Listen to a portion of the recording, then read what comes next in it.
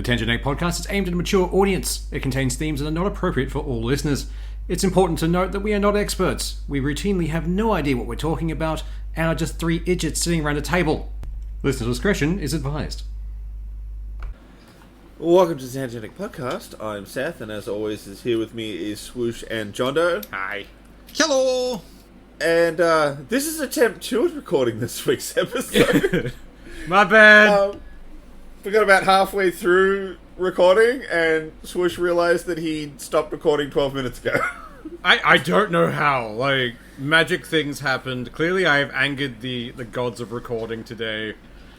It's just, no, it didn't want to do the thing. The audacity of it. Damn. Probably it's like a good roll as well. I know. So, like, there might be some topics that we, like, weirdly zig to that are a little less natural than normal because we're like, that was a thing. Yeah. But we'll try to keep it as to the normal show style. Anyway, so, starting again with the first thing we wanted to talk about, which was New Age Sword and Sorcery issues 1 and 2. Yes. Now, we're probably going to have to stop talking about this because I've posted about it and put editor's notes in, and it's been on, like, every post I've made in the last 2 weeks. But we are generally very excited about this project. Yeah.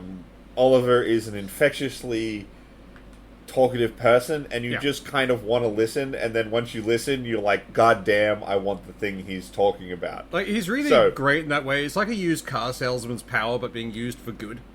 Yeah, absolutely. Like, it's like a bard, essentially. He's leveled the shit out of bard and is putting it to good use.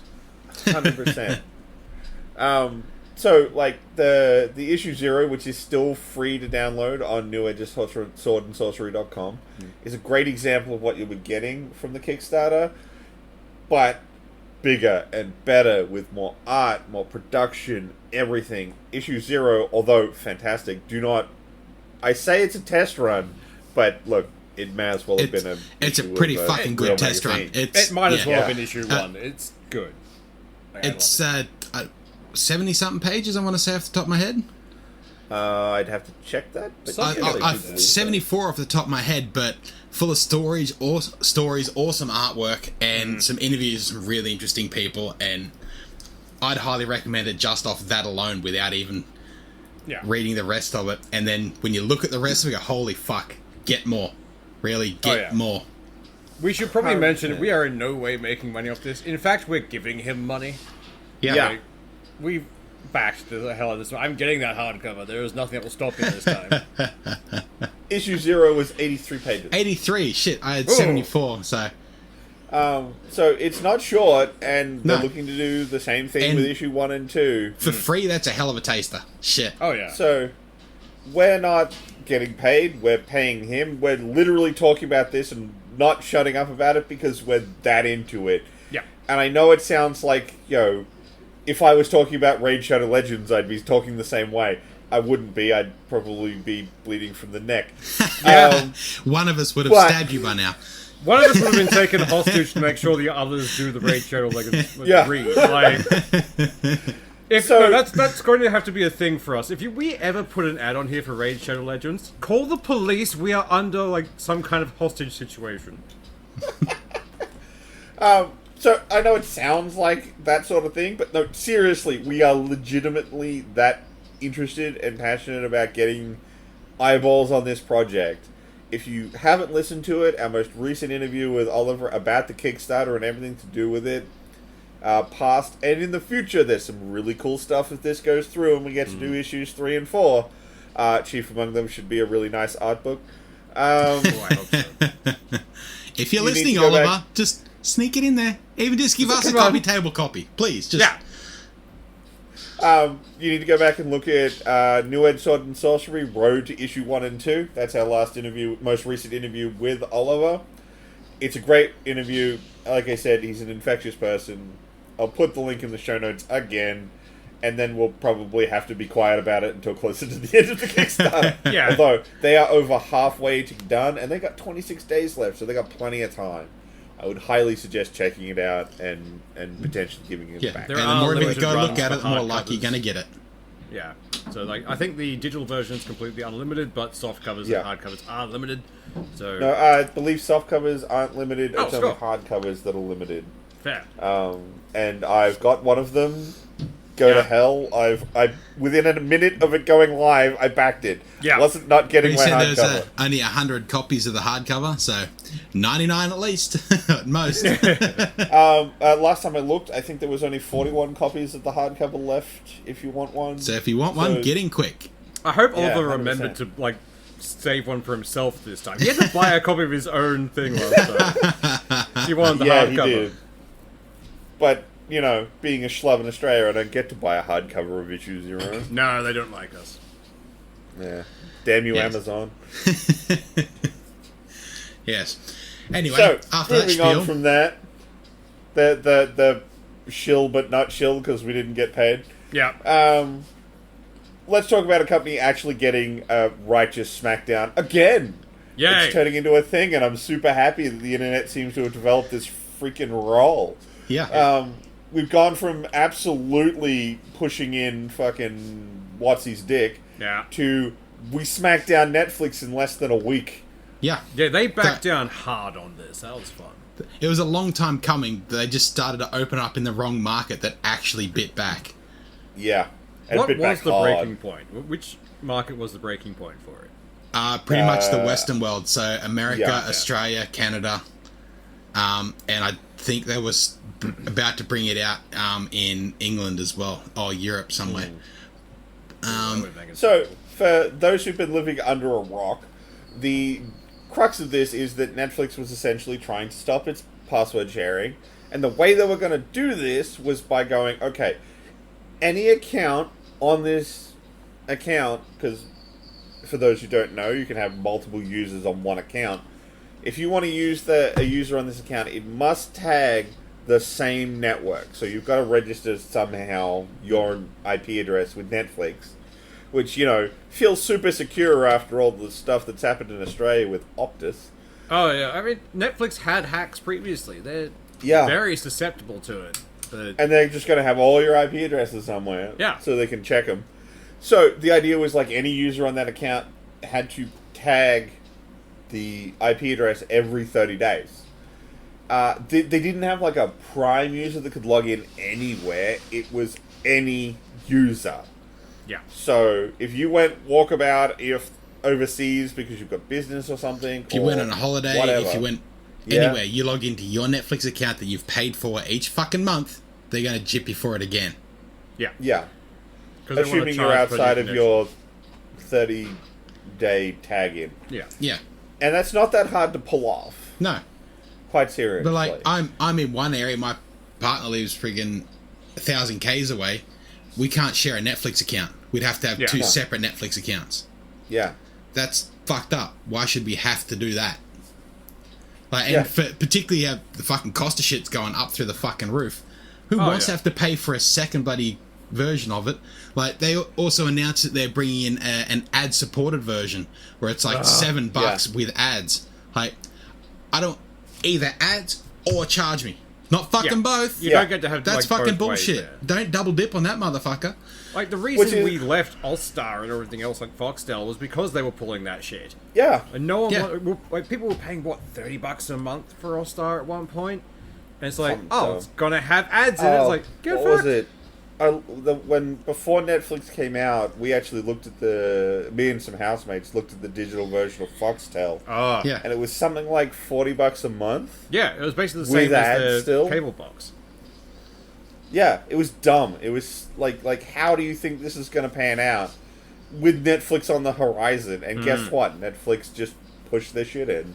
Netflix wrote in and destroyed. I just love the fact that you can see a direct correlation between Netflix being released in Australia and a complete drop in piracy. Yeah. Yeah.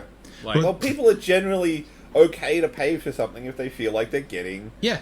what Yeah. they If, should. if you can get what you want at a reasonable value, people will fucking pay for it. Yeah. and back when it was Which is just like surprising. yeah, it's good to have a dichotomy or something. It's not just one person doing stuff, but the second it starts becoming every man and his dog has a streaming service. Now, again, I don't want to suggest that, like, it's okay for one streaming service to rule them all. Yeah. Because then they'll just start charging dumb things and turn it into the new cable system. Pretty Yeah. much.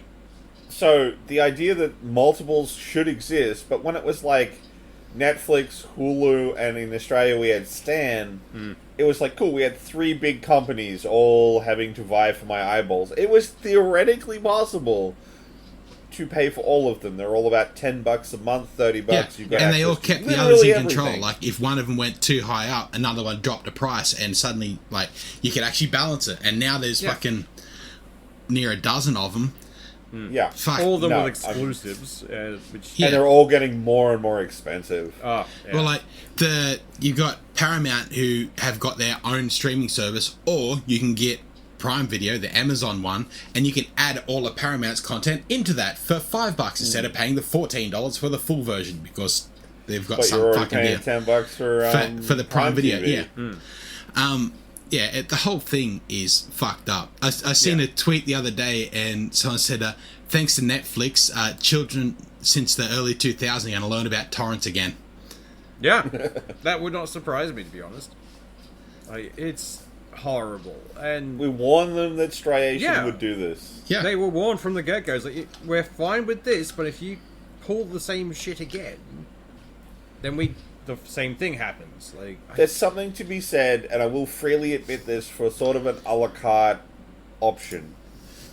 But you can't a la carte too much. yeah, Like the idea that you can buy Prime and you can add Paramount. That's not a bad idea. Inherently, it's not a bad idea. But then how many add-ons is too many? yeah. Well, And that's where you get your striation problem, and then it gets fucked. Well, that's when you start, may as well be fucking Foxtel again. Yeah, Yeah, what package exactly. do you want? How many? Yeah, Which is just bullshit. yeah, pretty much. But, like, you can see the waves, like, it's just a repeat of history. Like, you had free-to-air TV with ads on it, and people could people pirated whatever they wanted. Then they brought in cable TV, and piracy dropped because they had no ads. And then cable TV upped their prices, brought ads in. People went back to piracy. Then you got streaming, and people dropped fucking piracy again. It's just a fucking wave. Like, from this, so it's going to do little more than push people back to fucking piracy. That's it. I mean, I know I named the episode a couple ago, but, like, it stands to be said again. How many times do we have to teach you this lesson, old man? Yeah. How many wallets do we have to kick in? Pretty much. Like, this is fucking getting ridiculous now. Like, the only reason people were able to do, like, we've got mates who, because none of us are substantially well off, we used to share, like, logins around. Like, that's how it worked. Friend groups would have one Netflix account and, like, one Disney Plus account, and you'd share them around with people. And one person would get Netflix, one person would get Disney, one person would get the others. And that way you had the complete conglomerate. Yeah. But it's like, everyone's like, no, we want every share of that. That should all go to us. Like, no, we are struggling to maintain this already. Yeah. Because it's a lot of money for people who are just living on base wage. Yeah, pretty much. Hell, I manage a warehouse, and I'm not even doing that great. Yeah. So, you know, I'm not buying 10 services to watch TV shows. It's not happening. And that's the thing. It's Like, not a thing. you barely end up logging into half them, like, or so you just default to Netflix as I just scroll through. It's like, oh, Actually, at this point, I default to Disney Plus. yeah, that's true. You default to one, essentially, and you scroll Yeah. through them. But it's always the same. You spend an hour and a half scrolling, and then it's like, oh, you finally find something you'll watch. You don't switch between them at a go. That, or you spend an hour scrolling through one service, then go, I'll watch YouTube. Yeah. Yeah. And there's things like the Foxtel streaming service. Like, there were things on there. You would search for it, and it comes, oh, we have this. It's like, awesome, I want season 1 of SVU. And then you try and click on it. And it's not available. in this country. No, because that streaming video is only available in this package if you've bought this channel. Get fucked. But they'll still fucking show it. They'll still show it. There's like, Well, ooh. The big problem when we tried it, because it was back when it was a bit newer, Yeah. they still had a lot of streaming rights tied up in Ozstar. Yeah. So they couldn't offer everything that Foxtel was offering, because in Australia, Ozstar had the license from Foxtel to air that program. Yeah. So we couldn't even get everything in the digital version. It was so dumb. Yeah. And that's still the reason why HBO comes up on Foxtel, not on any other fucking streaming service. Yep. unless They you use a refuse to let that VPN go. and acquire it. Yeah, fucking oath. Well, I mean, isn't HBO Max getting canned or something? They have their own streaming service, but within Australia, they have to go through Foxtel. Their because their Murdoch license has a is through death grip Foxtel. on Yeah, that. yeah, not gonna let that bastard go. It's like sport. Like, the only way that we ever get that is someone pries it from Murdoch's cold dead hands. That ain't happening. No. But even for sport, free-to-air channels are getting fucked over there. Like they were meant to be able to show so many games of football every weekend or whatever it is, and that's slowly been whittled away to. Really? So now majority of games are on Foxtel or KO or what? Like Foxtel is fucking just a sport version of KO in its own streaming service. Everything is Damn. pay-per-view. And, like, I was don't about watch- to say, at least free-to-air gets sport. No. Not all of it. No. Sport is Yeah. basically 90% Then again- free to watch. I don't remember the last time I watched free-to-air TV. Yeah, same. Like, there's just too much in the way of, like, I can't stand most reality TV at this point. Like, That's terrible. and that's all TV is now. That's all free-to-air TV is. Like, if I switch it on and find, like, maths or something, I'm just like, nah, I'm out. Don't want to deal with it. This is the dumbest shit ever. Look, I really dislike reality shows, and look, I'll freely admit there's one or two that I don't mind watching. I'm not gonna pretend I'm made of stone. Like, But, let's be honest, like- everyone watches Hell's Kitchen. Like, It's Hell's Kitchen or Iron Chef or Yeah. something like that. Something kind of Something where interesting people and are fun. learning a practical skill. I'd hardly call that reality. yeah. I mean, It I is wouldn't to a say point, Iron but Chef or Hell's Kitchen are people learning a practical skill. Iron Chef is just a bunch of people doing a victory lap, and Hell's Kitchen is one British man yells at Americans. they're learning to take shit. Yeah. It's a valuable fucking skill. That's fair. That's It's a fair. very good skill, especially in the kitchen. Fucking oath. I But- can't stand anything that pops up for, like, Australian reality TV shows.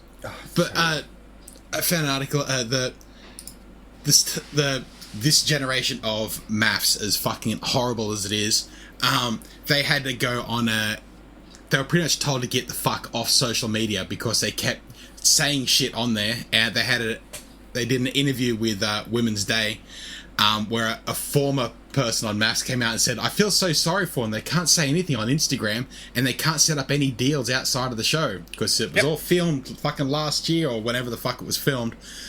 And so they're all on social media now talking shit about all the other contestants. They've been told to get the fuck off it or you're not going to get anything from us. There's And, now a non-disclosure clause that goes, like, past the point of airing or something. you know, until it's aired, and after that point, then they can go off and do their interviews and shit. But they've been trying to do interviews now about what's going to happen with it. And a lot of them are cracking shit. We can't get paid now for shit that's meant to be reality.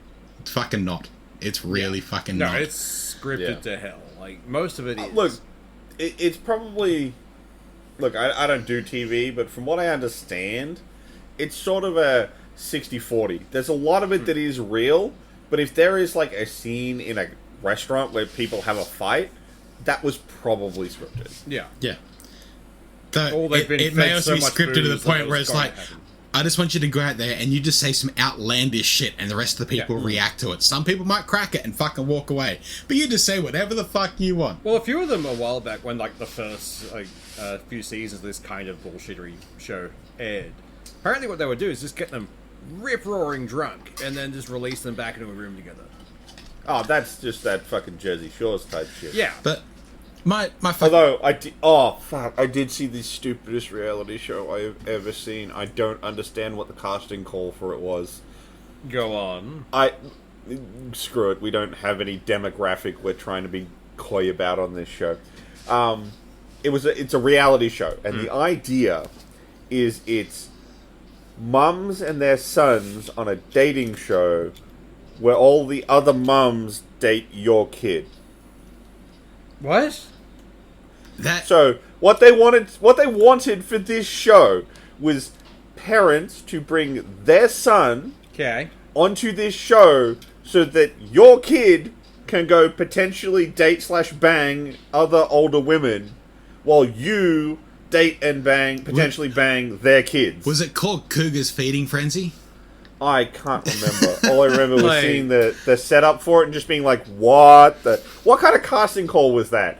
Wait, no, I have heard of this. That rings a bell. think it was called like MILF Nation or something stupid. I don't know. I do not know. I That's just remember seeing the just setup sounds like for a it, setup and for it just, Pornhub. That's just Yeah. all it sounds I like. know. It's How is not Pornhub though. not a It's a sponsor reality of show. This cuts back to Pornhub going, can we get in on this? Like, That was money? Shadow We'll give you sponsor. money. Yeah. But like, imagine the casting call for this. What we need? Well, we need a bunch of at least somewhat attractive looking older women who also have kids who are into older women. Yeah. Like, that is such a slice of a slice. Does your And wanna child be have on an TV. Oedipus complex? Contact us today. But It's so God, bizarre. man, it is straight out targeting a fetish right there. Like, Oh, yeah. There's even the demographic they want to watch that are very much. Like, do you want to pimp out your family? Contact us today.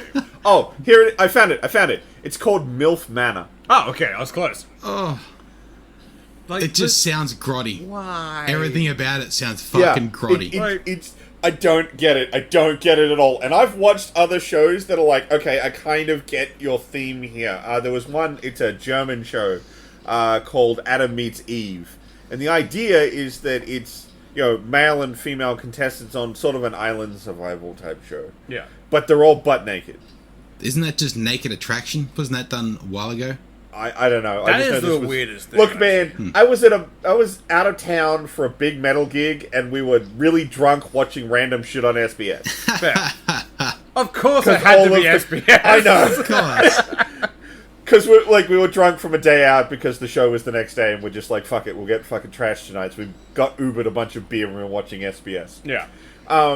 And so the episode we watched, the girls were on the challenge today, so they had to do the challenge, and whoever won the challenge got to pick one guy to go to the secluded island with, and they could do whatever they wanted on the secluded island. And then after that, they would go and actually go get dressed, and they would see each other for the first time in clothes. Dun dun dun. And if they wanted to keep seeing each other, they could. And the whole time, it was this one, like think the most Aryan-looking kid ever, Yeah. but emaciated. He was so thin, but all blue eyes, blonde hair, all that jazz. Really kind of wanted to be like the guy, but had nothing. And it was sort of like this hippie dude was on the episode. And of course the chick picked the hippie dude. Whatever.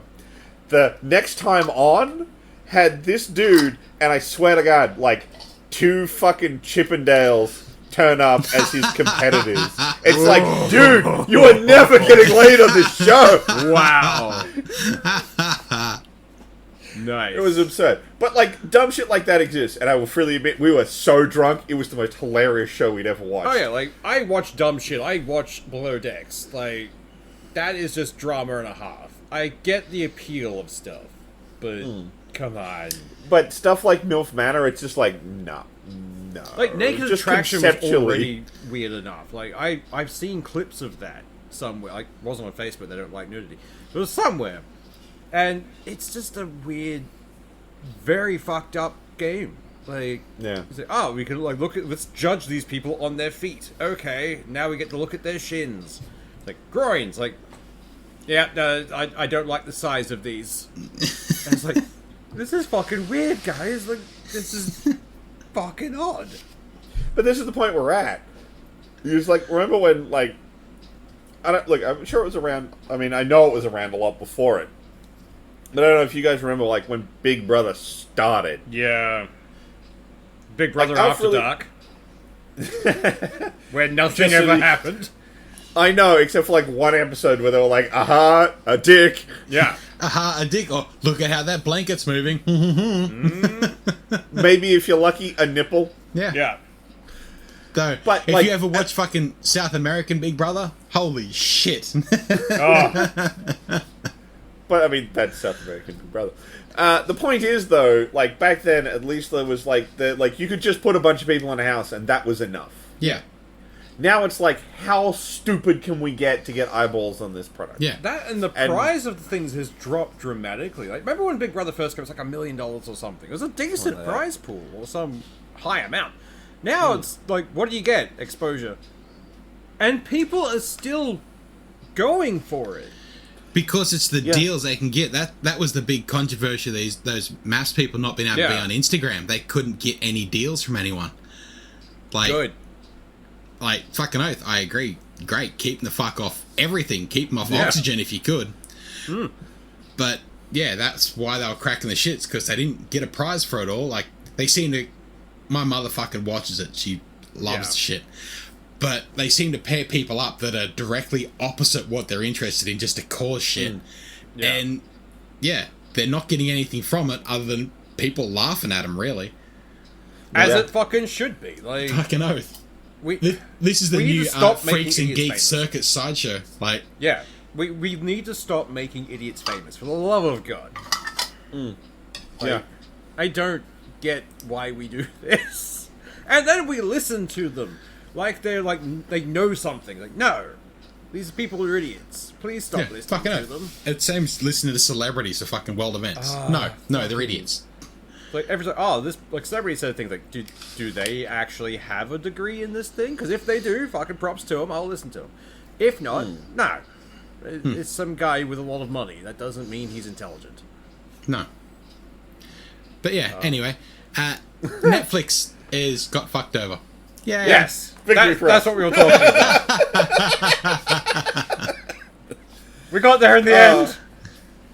And we were worried that we might not be able to recreate the winding tangents that make this show what it is. And we're like, alright, we'll give it a go. Maybe we can get it for take 2. Fuck. We found a different tangent. What the hell were we worried about? Yeah, we went fucking longer. Anyway, another company that needs to be kicked in the face is fucking Denuvo. Yeah, fuck. Why are we still dealing with Denuvo? Everyone knows it's a performance hit on your fucking product. It makes it worse. Yeah. It doesn't stop piracy. Nothing stops piracy. It delays piracy by a week at most. Yeah. That's all it takes. A week to 2 weeks. That's it. You're basically just boycotting. You kind of look. If a company was honest about it and came out and went, "Why do we have to do it for those first 2 weeks?" Yeah. Once it's been cracked, we'll just get rid of it. Yeah. I actually probably wouldn't be that pissed at them. Oh yeah. No. I'd still be annoyed about it. Don't get me wrong, but I wouldn't be that pissed because they're being honest. Yeah. Yeah. But they're not. Every company's like, "Oh yes, this will protect our game for here to eternity. It'll be fine." No, it fucking won't. All it does is screw over consumers. Yeah. Fucking it doesn't make things better. And it's not like it's hard to fucking remove. We had a Gotham Knights accidentally patched out Denuvo for a 6-hour period before they patched it back in. Yeah. Like, oh fuck, we cut this thing out. Oh, we'll put it back in. Like, it's obviously not hard to remove. Yeah. No, it's very not. easy. It's a checkbox, I assume. Like, bang, done. It's an executable. Yeah. No. Because there was another game, I will freely admit, I can't remember off the top of my head what it was, but it had the non-Denuvo version of the executable inside of the game folder. Nice. So people just found it was like, okay, we're just going to go use this executable. Just gonna run this one instead. But it's just so fucking dumb. I don't understand why we still use it, considering the people who are going to pirate a game are not going to be tricked into getting something because of Denuvo. Yeah. You're not going to get any extra sales from it. The people who are going to pirate are going to pirate. Like, these methods do not deter them. They just wait the extra 2 weeks. It annoys me because anytime someone's like, "Oh, but you couldn't release a big budget game and expect it to sell," get fucked. I can literally point at the entire business model of CD Projekt Red and go, The Witcher 3 was one of the best-selling games that got released in its year. Yeah. Guess what? No DRM. Yeah. Cyberpunk 2077. No DRM. In a lot of Don't cases... tell me games can't make you money without DRM. Yeah. Cyberpunk's issues had nothing to do with the fucking DRM. That was just a poorly constructed game. Yeah. Can you think how much worse that would have run if it had fucking... It wouldn't have run. God. It wouldn't have installed. You press play, your console would have fucking blown up. Your PC would have gone, fire. I'm dead now. Buy a new one. Yeah, pretty much. Melt the processors. It's all gone. But it's a company who has at least 2 massively popular, heavily successful games with no DRM in them. Yeah. Fucking oath. Clearly, DRM isn't your fucking problem. Yeah. And yet we stick with it. And, like, as I've seen, fucking Atomic Hearts is coming out with fucking Denuvo. There's already been people saying, no, we don't fucking want this. So they're saying it'll come with Denuvo, but NVIDIA DLSS will compensate for potential loss in performance. Whatever. Well, that's great for people like me on an AMD exactly. card. And I've got an NVIDIA card, and DLSS hasn't made that much of a fucking difference. Nah. Granted, I'm still running a fucking 2070, but still, it doesn't change much. Yeah. No. And But it's actually lower. Like, high-end users generally don't get that affected by Denuvo. Yeah. no, You've got enough overhead to essentially brute force your way past the limitations it creates. Once you start dipping into the medium to low end of the recommended specs, it fucks over consumers. Oh, yeah. Why the hell? Like, whose kid does Denuvo have with a gun at their forehead to keep making companies use this garbage software? Whoever their marketing team is must be top tier. Like, They've got to give the most succulent gobbies ever. oh, definitely. Like, that's all it can be at this point. Jesus Christ. I just can't think of any, like, how big is the truck of money? What is it? Like, you can't be paying Denuvo for this service. They can't be Denuvo telling has the to be truth. paying you But- at this point. but Yeah. like even that where like top end gamers have got like a little bit of overhead, so the Denuvo hit doesn't affect them all that much. Like Forspoken's required fucking or recommended settings required yeah. a 3070. It also had Denuvo. So unless Yeah. you had a relatively recent machine, like you've updated it to within the 30 series or 40 series. The 40 series couldn't even run that thing No. at full spec. I'm curious. Forspoken is fucked beyond repair at this point. Like, the specs required as shit. Denuvo has been put onto it. And the price is insane. Oh, and the marketing was a lie. Yeah. Yeah. I loved, like, what was it? They put out a big thing with quotes from various companies saying how good the game was. Yeah. The quotes were out of context, and they didn't ask anyone if they could use them. Yeah. Yeah, was that the one of the quotes in the game was incredible. It's IGM, but if you actually look at the quote, it's incredible. This game would run. Like, Yeah. cherry picked words, Oh. individual word quotes. They're not a sentence or a paragraph of praising it. It's very cut down. It's so bullshit. Like, I don't know how that thing's going to work. Like, already a digital copy is, what, 115 Australian? Yeah. Like, Well, last time I looked. that's for a digital product. I can check Digital now, you know what's standard true. edition. That's just the Yeah. base version of the game. No digital product should ever breach $80. And that's, No. I'm talking like, that's their top tier one. Yeah. Yeah. Like we should be You're not, paying you're not import shipping costs. it anywhere. You're not paying for printing of discs.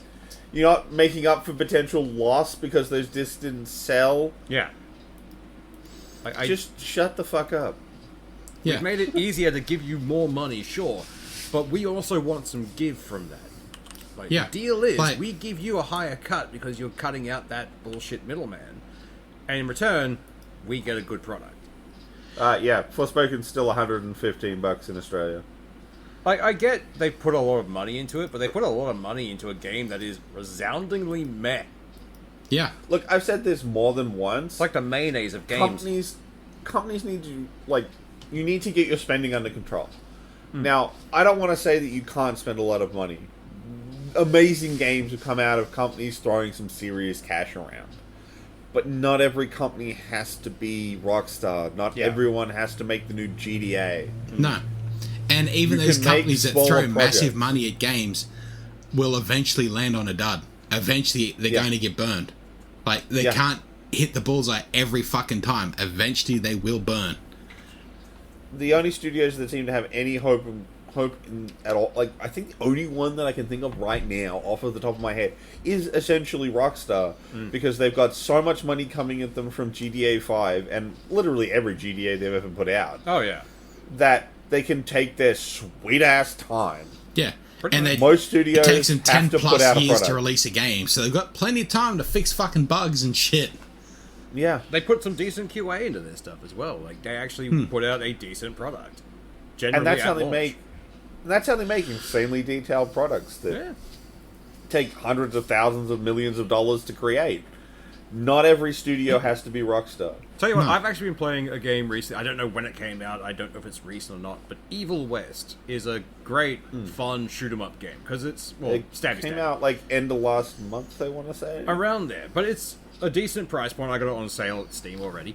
But the idea is just steampunk Western vampire fighting, and it's amazing because instead of going with a massive open world you can run around in, they keep you to relatively confined pathing, but it's open because you can see everything at a distance, and it gives you that illusion of open. I can tell you how much this costs. If you went on to Steam right now, it is on sale, and it is $52. Yeah, Its total price, if you bought it not on sale, is $70. yeah. I would still pay $70 for this game. Like, that is for what it is, it's golden. I love it. It's well crafted. The story is kind of engaging. I'm enjoying it so far. The characters are interesting. They've done an all-around bang-up job. But I didn't hear about this game. I found it by accident. I could have sworn I told you about it. It's entirely possible. I might have just said the name and not said much else about it. I thought we spoke about it in one of the game announcement rundowns we did. Yeah, it's last possible, year or but something. Apart from But that, yeah. that was all I had heard of it. There was no marketing for it that I could find. I found this by just scrolling through random things on Steam. Yeah. And you can find hidden gems like that if you go through and actually look at some shit. Like, you don't have to just play AAA or AA games. Like, there is some good shit I feel out like there. Evil West would fit into a AA category. Definitely. I actually think a lot more games need to stop shooting for AAA Yeah. and start shooting for AA again. What was it? Hellblade: Senua's Sacrifice is considered a AA game. Yeah. And that's fucking awesome. Yeah, especially, like, honestly, if you've never played it, get a really good surround sound headset, play it, and it'll blow your freaking mind. Yeah. But, yeah, there's so much room for you to be something other than trying to be the next big thing, and we've got to spend $1 billion on a game, and then we've got to sell 1 million copies to make it back at all. Be more frugal and create something more within your means. Play and something you'll get engaging your and fun. fucking payback. Like, some of my favorite games are in no way AAA or even AA games. Like, Thomas Was Alone is still one of my favorite games. Oh, of all fucking time. oath. That was a fucking great game. It made you care about a rectangle. Yeah! It gave them personality. It was amazing. But that was like, I wouldn't say it's a cheap game to make, but it wasn't a AAA or a AA by any standard. That was much more about quality writing. Narration and writing when that game were spot on. And that's what you can focus on. You don't have to go for high-end graphics. You don't have to go for the latest, Unreal Engine. You can make shit work with very limited stuff as long as writing and other parts are good. You'd be surprised how much real passion actually comes through with the product, and consumers can feel it. Oh, absolutely. But that's also what you get when you end up with fucking marketing controlling design, or them creating the artwork for a level before the game, the level designers come through and actually produce the fucking level. Making art for a level to make this, not just we've made a world, then have the artist come in and make it fucking pretty. I think someone needs to rein the marketing guys in so they can never get a hold of concept art. I was like, just pull them away. Just take over there. It's like, okay, when do we get stuff? Like, when we're ready to market. Not right now. We will give you the marketing material. You don't need to come to us. We'll give you shit. Yeah. Yeah. I think there's a lot of fucking issues with the fucking games world. And, but you could always release with fucking Denuvo and always online under the fucking Redfall. Fucking pick one a or the other, boys. Jesus. This depresses me so much because it's Arcane. Yeah. Arcane is absolutely one of my all-time favorite developers. I don't think they've got a true L in their catalog yet. Yeah. There are games that I think are better than others, but they really have been absolutely killing it for a long time. I think the first game I really remember them for was Dark Messiah of Might and Magic. Yeah. That's an old game at this point. Yeah, it is, but goddamn a good game. Oh yeah, well, look, honestly, if you've never played Dark Messiah of Might and Magic, go dig that old gem up. It's surprisingly good. Yeah. So it absolutely saddens me seeing that. Well, like I'm probably more interested than either of the other two guys on the podcast about Redfall, because they've kind of pushed it and been like, look, guys, it's much more of a Far Cry than it is a Left 4 Dead, and unfortunately, that's a bad marketing choice because Far Cry is not particularly loved these days. I've been burnt on far too many Far Cries. If they said it was more Far Cry 2 than fucking Left 4 Dead, sure, I enjoyed Far Cry 2. The older Far Cries. Not Far Cry 6 would burn anyone off fucking Far Cry. Far Cry 3 was like the last of the good ones in my eyes. Yes, it was. Like, and I think that's more what they're referring to, but I am making assumptions here. yeah. So I'm probably more interested than any of the other two guys on the podcast about this game. But when you go, it's always online. Okay, unfortunately we live in this fucking wasteland that we call DRM. Sure, fine, online connected, whatever. I don't really care that much. I've got a pretty stable internet connection where I live. I can handle that. And de Nouveau, oh, you fucking what? That's just going to be a slideshow at launch. Like, you'll get maybe 1 or 2 frames a minute. Also, it's supposed to have multiplayer capabilities, but you're doing 2 online calls all the time to do the de Nouveau tag server and whatever server you're trying to tag. Fuck, the you're just going to clog up my friggin' network. Yeah. That's not even going to be possible to do multiplayer. It's unless the always online they're referring to is the de Nouveau connection. I don't know. They haven't said. Yeah. No, it's annoying. It's because really annoying. in the FAQ on the website it says, will playing Redfall require an online connection for single player as well as co-op? And the answer is a persistent online connection is required for single player and co-op. Yes. Wow. Well, you'll also need a Bethesda.net account to run the game. Not a Bethesda.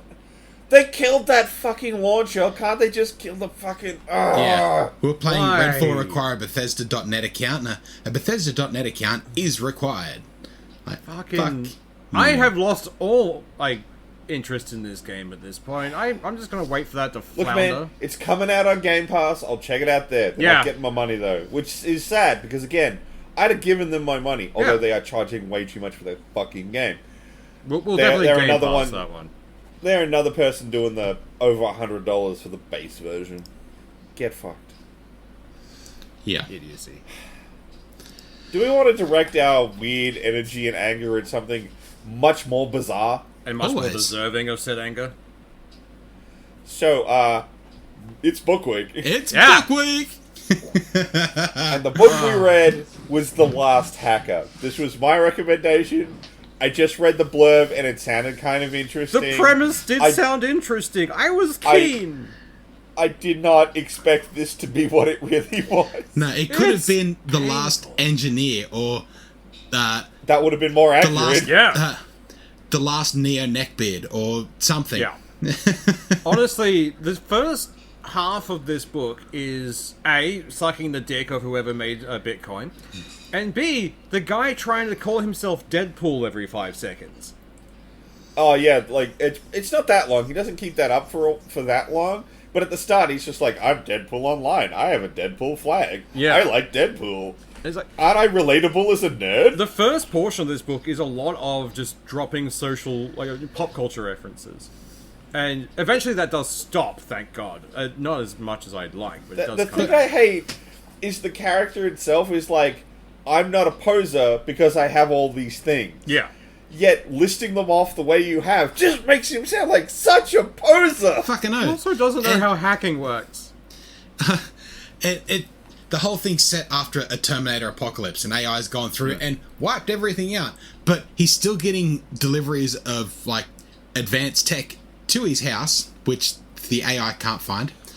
And he built his own quantum computer. Oh yeah. He did that before the bombs went off. That's all in the. Yeah. This is one thing that gets a bit weird. They chop and change between past and present a lot at the start with no reference to try and say. I followed it reasonably well, but like a lot of those like advanced deliveries happened before the bombs dropped. But his hacker man cave is full of crazy tech afterwards. So like, where did he get it?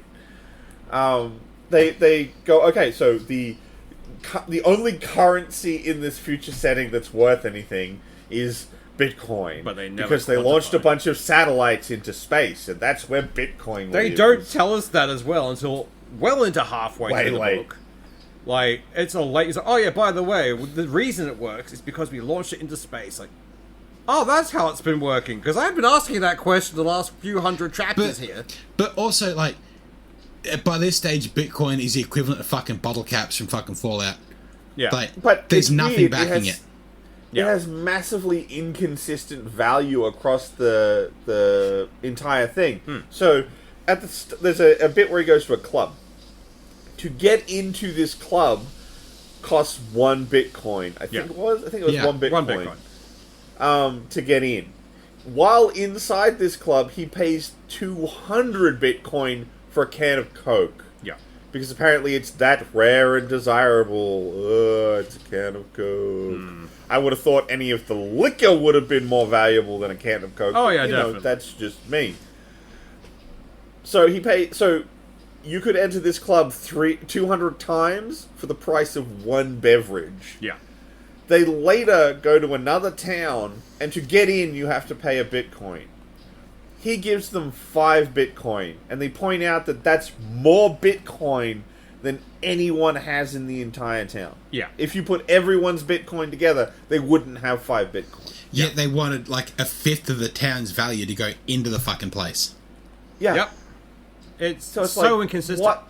What is the value of Bitcoin? Literally nothing. It's whatever the writer thought sounded cool at the time. Yeah. At one point, he buys, like, a bunch of water from a Dasani machine. And everyone's like, oh my god, he's godlike. It's like, you just scroll down, guys, and use And a different payment method. Yeah. That was But the him. thing is, though, the idea is that, like, because he was so early in on Bitcoin, he's got hundreds of thousands of millions of fucking Bitcoin. He's like the richest guy in the world. He kept saying, he's like, oh, I'll just build you guys some more Bitcoin machines. It's like, where is the blockchain coming from here? Yeah. The satellites. Like, what information is, like, being checked? Like, I don't... But Whereas, even then, he thinks he can, like, scrap together a couple of Bitcoin miners. Look, man, if Bitcoin is the core currency of the world, you realize how hard it would be to crack a Bitcoin Yeah. and get paid at all? Yeah. It's hard to do now in, like, the real world, let alone in a society that's built around it. yeah.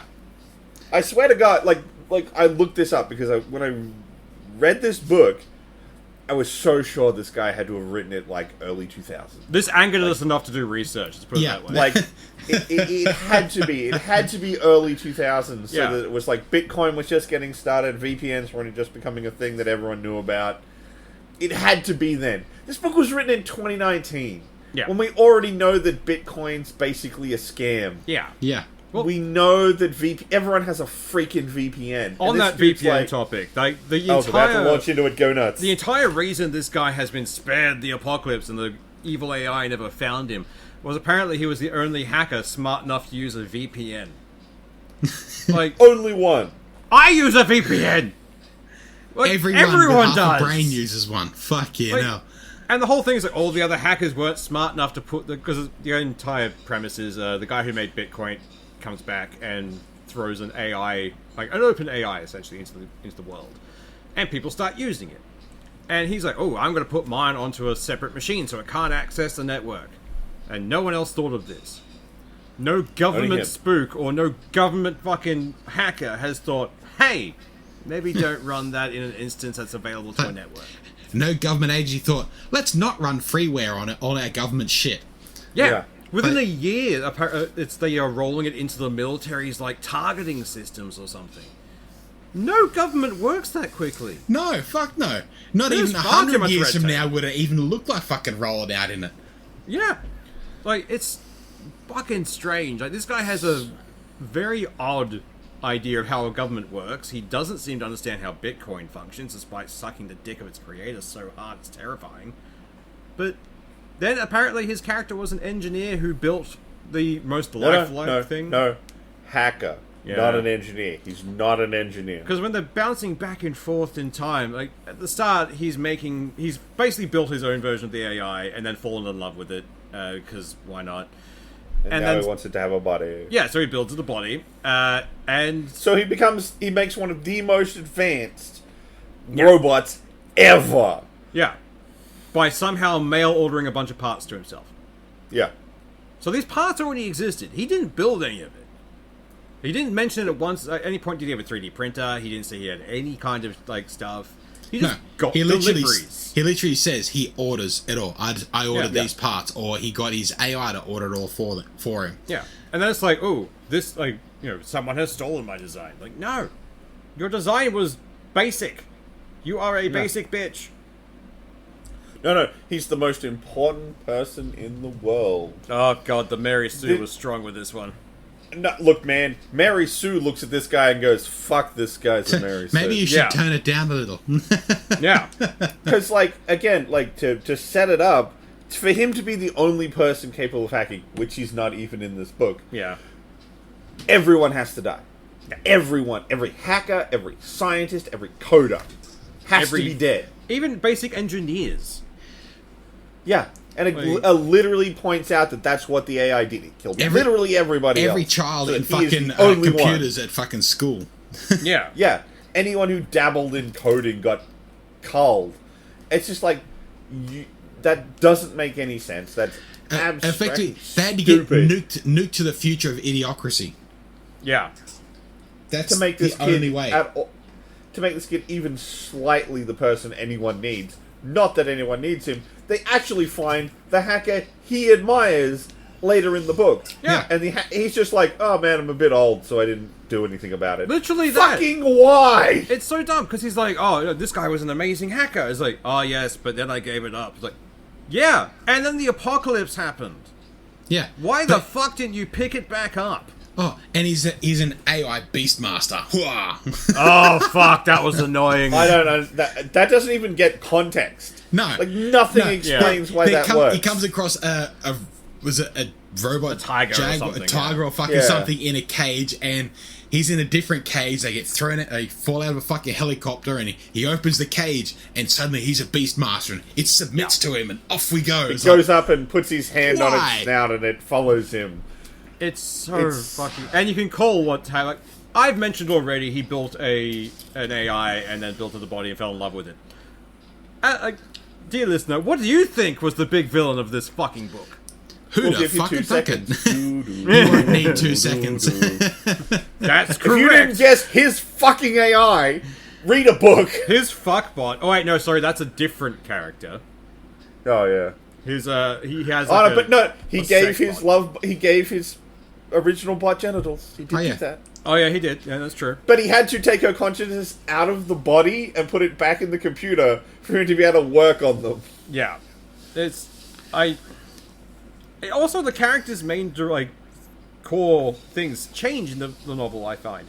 Because he keeps going through, it's like, oh no, AI are just like people, and if these activists met me, they'd fucking love me. And then in the second, like, the future, he's like, nah, AI are shit. I'll use them how I like. Yeah. But It's what's sad is this is bizarre. meant to be the first of 3 books. Yeah. Oh. No, what's sad is how this guy tries to write for women. I don't think he's ever met a woman.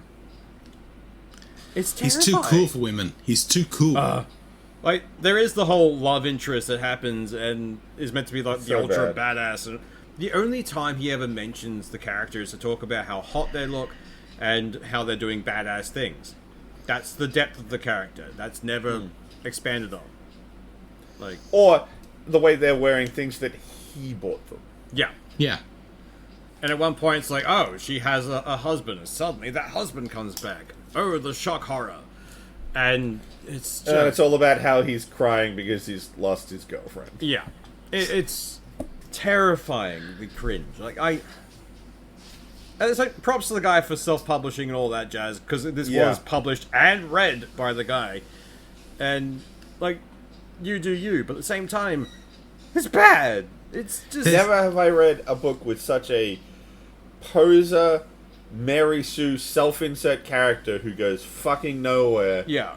to simply suck the dick of the Bitcoin creator, throw out a bunch of buzzwords no one cares about because I don't think you really get them, to chase after a girl with No less personality. dimensions than an actual JPEG, Yeah. to end up at a plot dead end. And even then, it's just a matter of, oh, by the way, they're in love now. There's no actual chemistry. Ever. No. They just suddenly say, oh, I love you and always have. Yay! Let's make out. It seems like it seems like someone read the Tropes article on what a tsundere is and went, that, and then did no more work. Yeah. Because that's it. She hates him, she hates him, she hates him, she wants his dick. Yeah. There is no in between. It's a full 180. It's so strange. I will admit, there is some time skipping where theoretically they're supposed to be getting close. They tell you they did. Yeah. But it's all that, tell don't show stuff. They're not actually showing them getting closer. They're just like, and they are. Yeah, we that swear. happened in the background when you weren't looking. And I mean, like, his idea of what makes someone even look badass is dumb. Oh, what is the thing that makes the girl so fucking cool? She's got 2 Desert Eagles. Oh, God, he loved the Eagles. Desert Eagle's not that particularly a good a weapon. No. It's generally considered, even by gun enthusiasts, to be a needless overkill penis enlarger. And dual-wielding them's even more absurd, despite the fact that dual-wielding handguns is basically just for John Woo movies. Yeah. Yeah. That's it. So the fact that you think this makes the character ultra badass...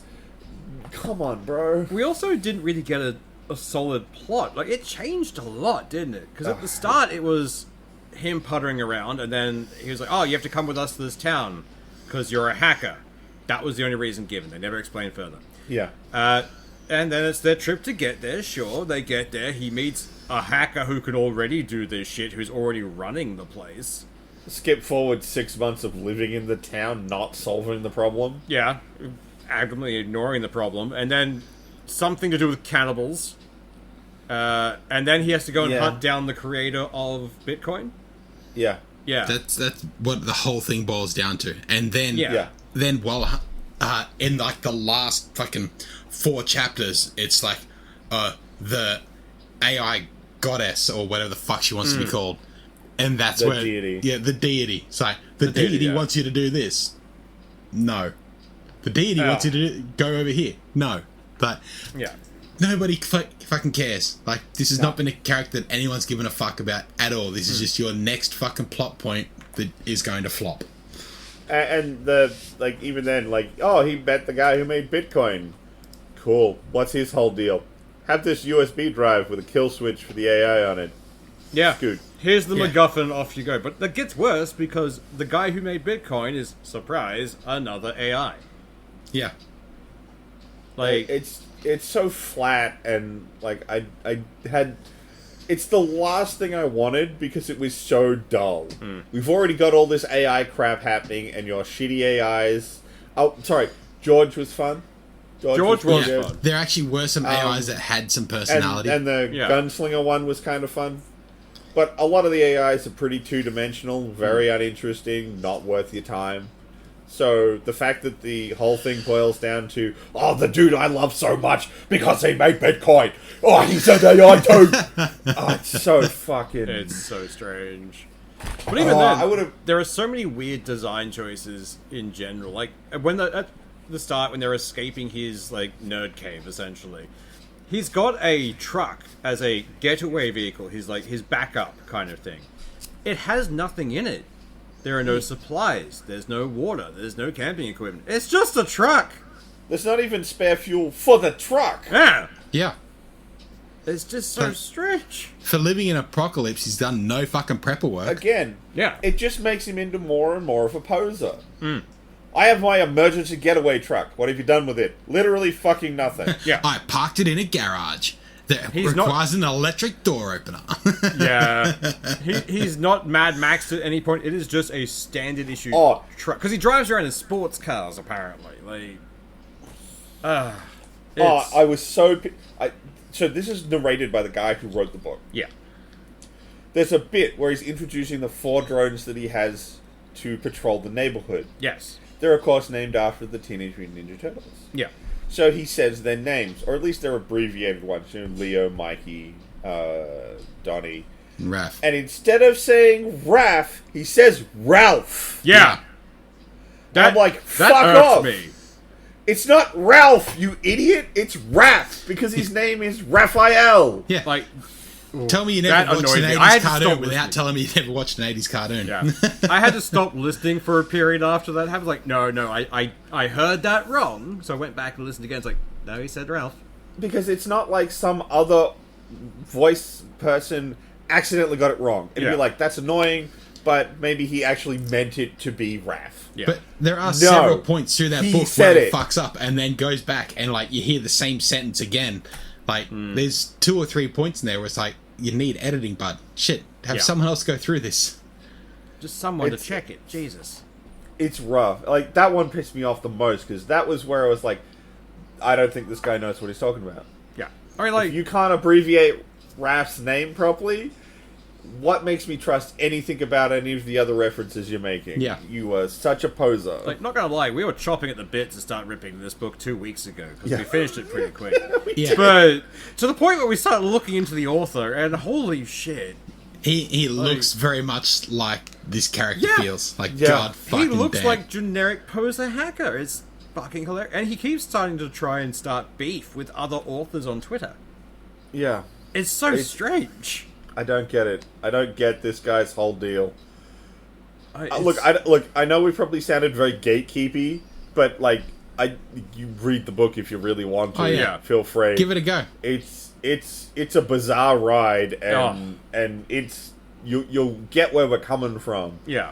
And Now, I would like to say at this point, look, bro, dude who wrote this book, if you feel like getting better, go nuts. Yeah. But if this is all you got, I don't know, man. I don't know. This honestly feels like a first draft of something. Yeah. And at the end of the audiobook, he does leave in a rambly explanation of sorts, where he's like, "Oh, I wanted this to be a game." It's like, "Oh, okay, that makes some." That would have made a bad game. Yeah, but it's like, I don't get where this was coming from. It's so strange. I thought this guy was a teenager or something. Because Yeah. the way he sounds, he's not. He's like 30. I think he has a kid. But I get nothing to do with it. I don't understand how you write a book like this with zero self-reflection. yeah, I don't know how someone of his age writes something that is so what I would have written in a creative writing class when I was in high school. this belongs on Wattpad. It doesn't. I don't know how it's on Audible. I'd let it roll into Royal Road where someone's just putting it Yeah. together for the couple of people who want to read it. Yeah. Yeah. I don't understand. But, again, I don't want to, like, sound too gatekeepy. Like, he took his shot. Yeah. He tried. wrote a book. He got it Audible. He narrated it himself. He put it up on Audible. It's better than I've ever done. Yeah, he's put the Yeah. legwork in. Well done doing for that. But it's just, I would like it to improve, because the idea was okay. I like the there's premise. so many good ideas inside of this book, wrapped up in a what? Oh, he says Cthulhu instead of Cthulhu. Oh, yes, I don't know no. why that annoys me so much. I forgot about that. Thanks for bringing that repressed memory up. I'm sorry that one pisses me off every time I hear it. It's not just the one time either, because they have an entire conversation about it.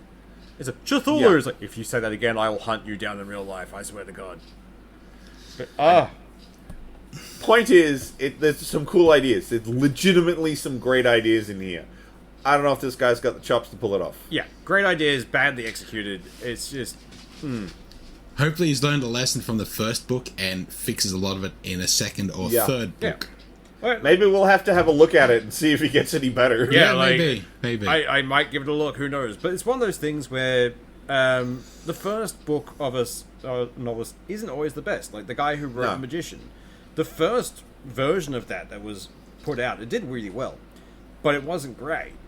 The guy went back and rewrote it about 20 odd years later, and it's really good. Like the same thing could happen. He might get better and go back 100%. and rewrite it and work on it again. But at the moment, it's not good. And for someone who on Twitter keeps trying to put himself forward as, I am an author, and tries to start beef with much bigger authors than himself, it's very strange. He keeps digging at Stephen King and Yeah. other large I'm not a authors. huge fan of and- Stephen King, but it's like, why would you punch that high up? Yeah. Or, Like, yeah, just the quotes he's put out there are like, okay, cool, man. Good luck to you. Yeah. yeah. So, moving on from the last hacker, I believe it's John Doe's turn to pick our book. And this time we're gone well out of fucking left field again.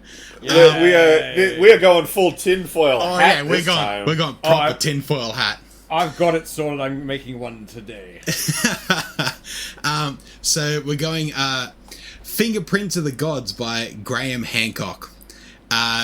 This whole thing is very much about advanced civilizations pre-ancient Egyptians, like 12,000 years ago, advanced civilizations, that kind of shit, and how history was pretty much deleted, and we're a species with amnesia. Pretty much we've forgotten our original history. And part of this whole thing is this bloke is about to debate actual archaeologists later on this year. He's going to have a live debate with them. He's going to put his ideas from this forward that he reckons are irrefutable, and they're going to provide archaeological evidence saying, well, this is what we've found. And so I wanted to watch this shit fight that spews from that, because it's going to be hilarious. I wanted to listen to this in prep for that. Yeah. And I thought, well, if I have to suffer through it, why not make everyone else suffer too? So, yeah. We'll see how that one goes. I honestly love conspiracy theories. They're so fucking stupid. One of my favorite is still chemtrails. Oh, yeah. Like, the fact that, oh yes, the government's dumping mind control chemicals from planes overhead using a third-party system when they have access to your water supply. Yeah.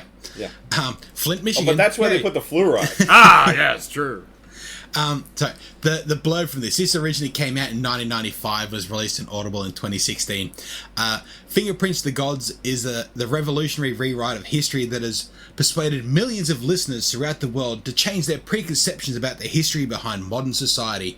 An intellectual detective story, this unique history audiobook directs probing questions at orthodox history, presenting disturbing new evidence that historians have tried but failed to explain. The only reason they failed is they didn't know this guy existed. Yeah. I mean, I haven't read this book yet, but I'm like, I'm all ready to put this guy right up with like Zachariah Sitchin on like, you don't fucking know what you're talking about. Yeah. No, but it's got a lot of 5-star reviews, and I'm curious how many tinfoil hats. That's the scary bit. I know. I'm curious how many tinfoil hats have read this fucking thing. Are so glowing. If we come back in like a month and we're all just tinfoil hats, I was like, fuck, he was right. It was all correct.